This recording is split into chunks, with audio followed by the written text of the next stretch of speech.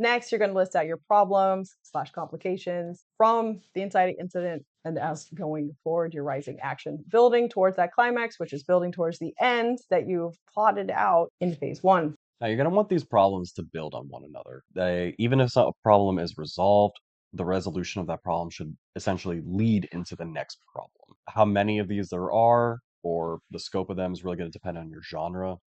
And feel free, if your genre allows, to add more problems along the way. Your B plots could really use some shaking up too. Now, if you're writing for a younger audience, and even like middle grade and younger, I would say you probably could get away with cutting this down to like 2 complications.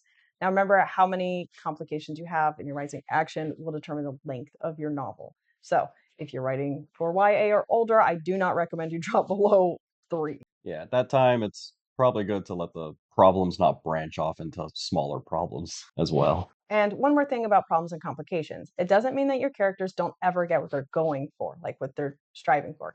Sometimes your characters are going to get it, and then there's going to be a catch. What happens next?